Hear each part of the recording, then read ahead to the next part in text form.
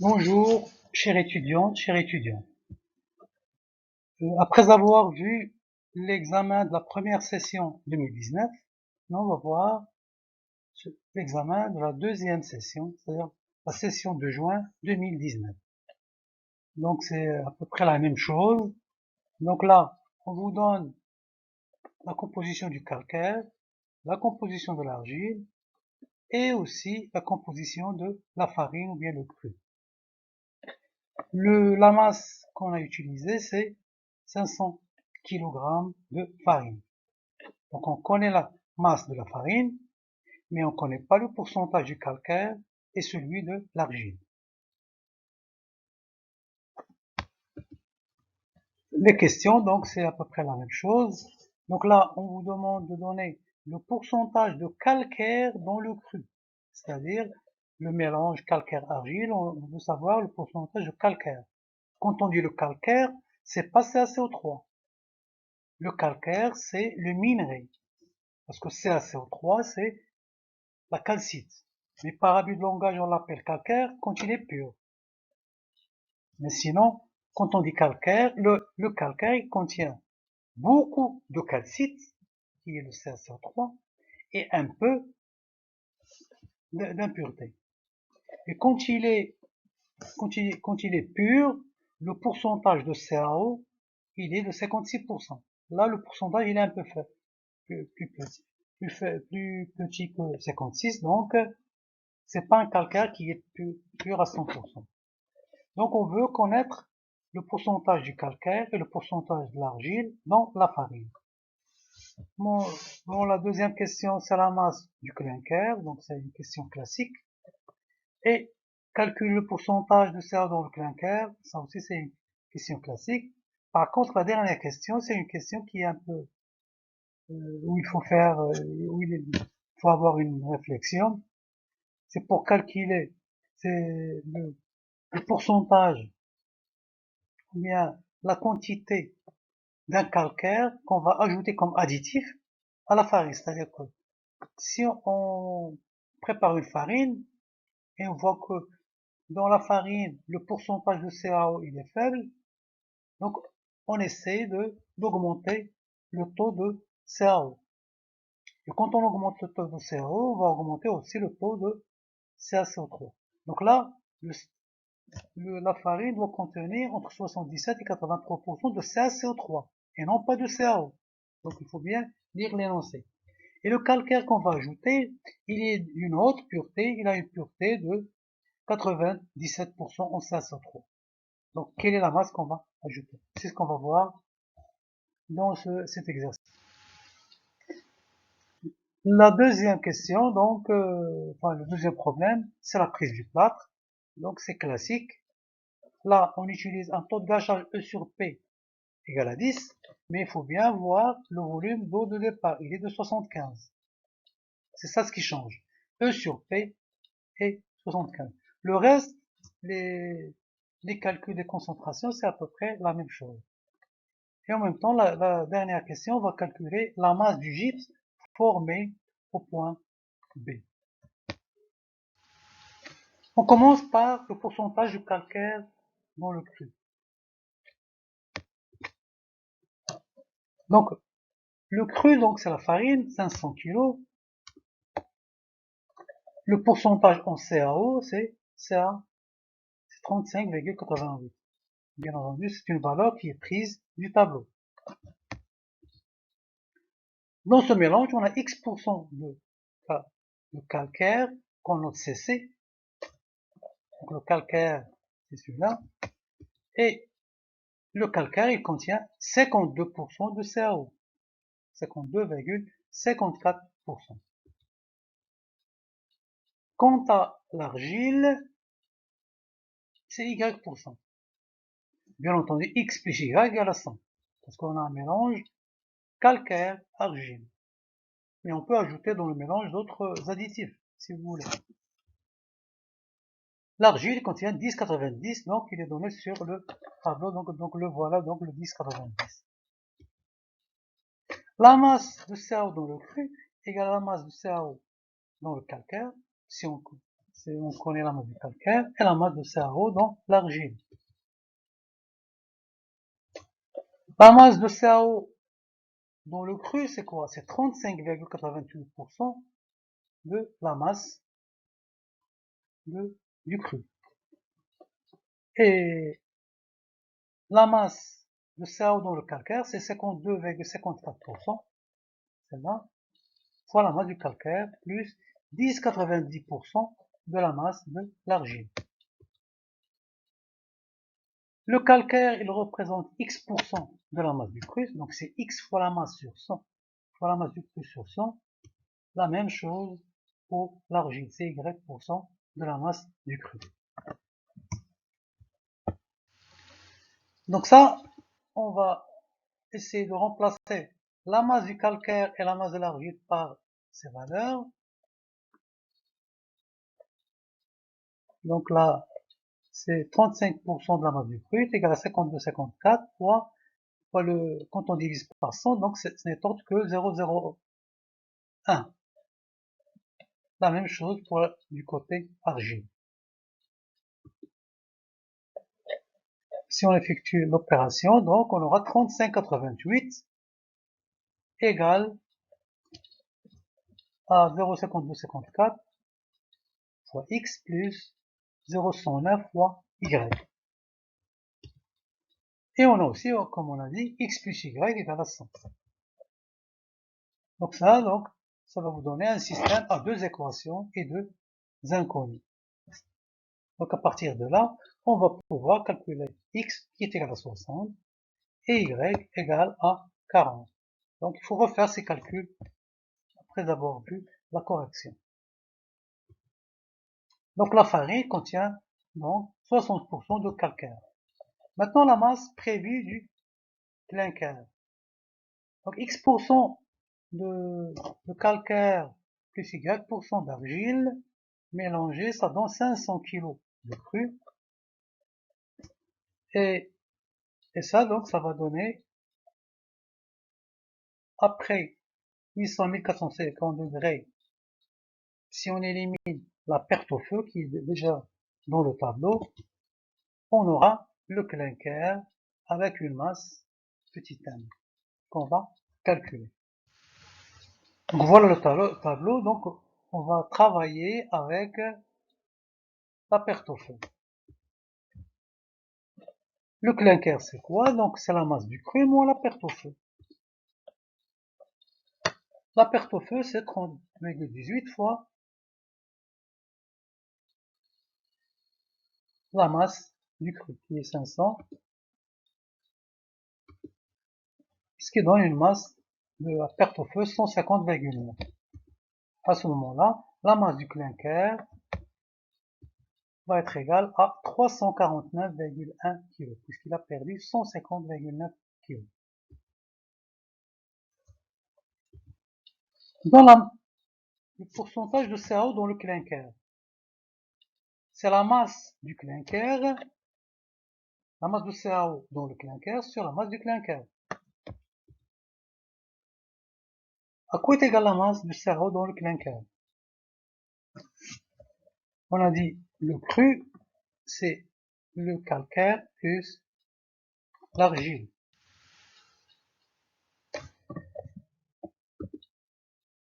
La masse de CaO dans le calcaire,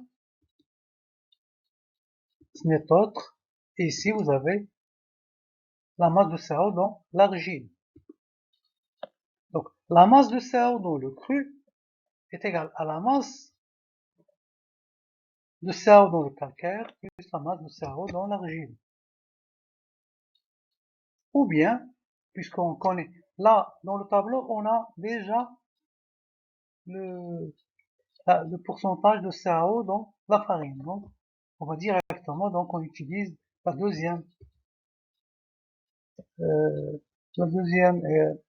équation pour avoir directement la masse de CaO dans le cru. Sinon, on peut utiliser cette égalité, mais à condition que la masse de CaO dans le calcaire, c'est quoi?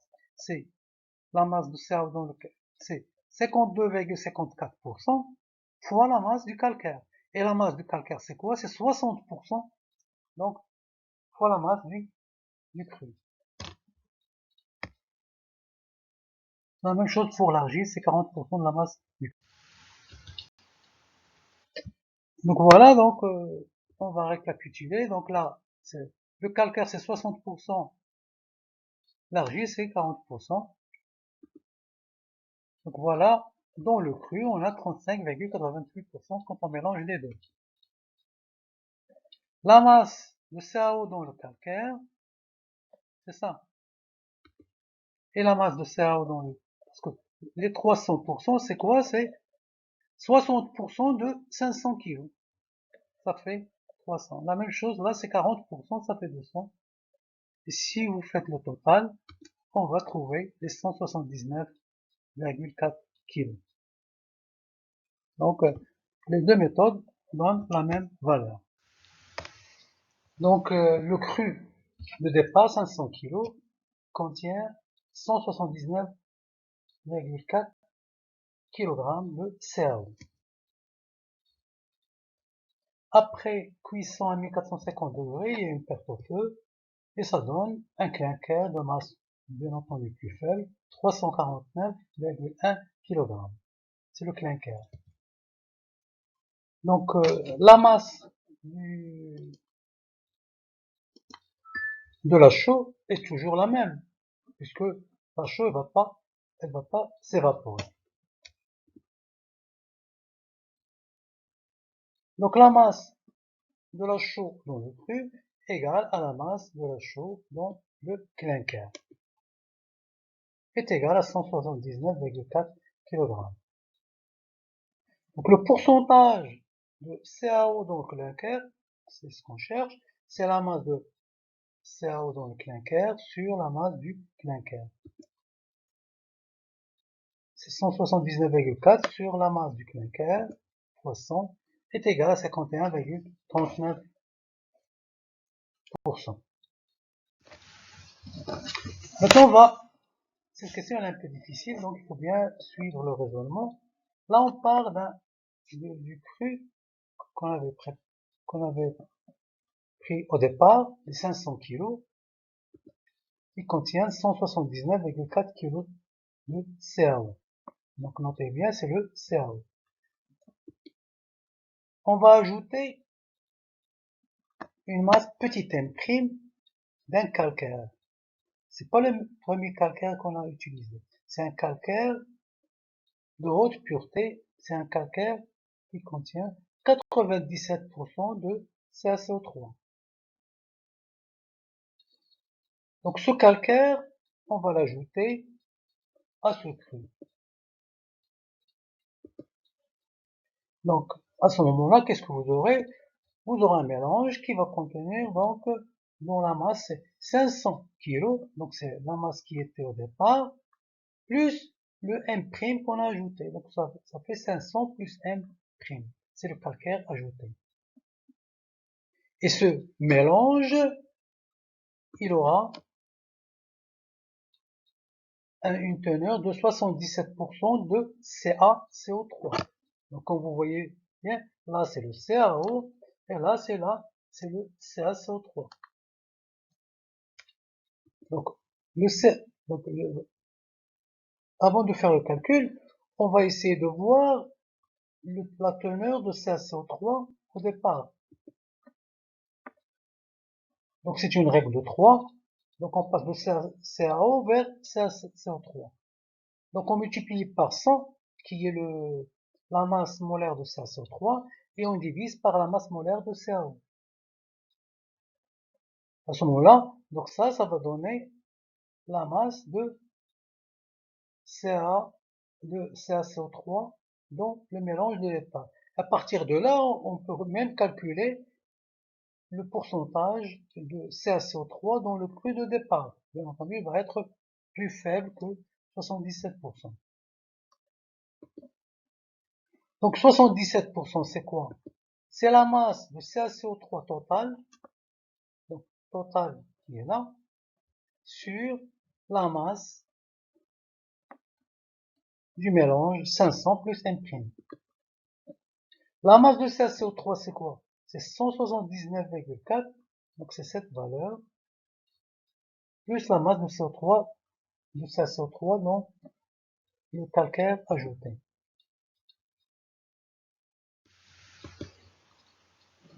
Bien entendu, la masse de CaCO3 dans le calcaire ajouté, c'est 97% de la masse du calcaire.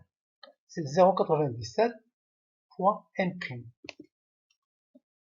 Après, donc, il suffit de faire les calculs. Donc, on remplace chaque terme par sa valeur et vous avez la masse du calcaire ajouté. Ce qui nous donne un nouveau cru dont la masse est égale à 823,215 kg. Donc, le deuxième problème, c'est la prise du plâtre. Donc, dans la prise du plâtre, donc tout d'abord, il faut noter le volume. Donc, ça, c'est 75. D'habitude, on prend 100 ml. Donc là, c'est 75. Il y a aussi le E sur P, c'est 10. D'habitude, on prend 20. Et il y a des calculs à faire, donc, aux différents points. On va commencer, donc, la première question en se basant sur la solubilité. Donc là, la solubilité, c'est 2 grammes du gypse et celle du plâtre, c'est 8 grammes par litre. Donc, on va mettre une masse petit m dans l'eau. L'eau, c'est 75 millilitres. E sur P égale à 10, c'est la masse d'eau sur la masse de plâtre. Bien entendu, la densité est égale à 1, donc la masse d'eau va être égale à 75 grammes. Parce que 75 millilitres pèse 75 grammes parce que la densité est égale à 1. Si la densité, par exemple, si on vous a donné une densité de 0,99, donc il faut en tenir compte. Donc à partir de là, on peut calculer la masse du plâtre, c'est 7,5 grammes. Au point A, on a une solution saturée en plâtre. Formation d'une solution qui est sursaturée en gypse. Lors de la dissolution de plâtre, donc voilà la réaction de dissolution. Et là, vous avez la concentration du CA2+ égale à la concentration de SO4-. Pourquoi? Parce que on a une mole ici, donc c'est la même concentration.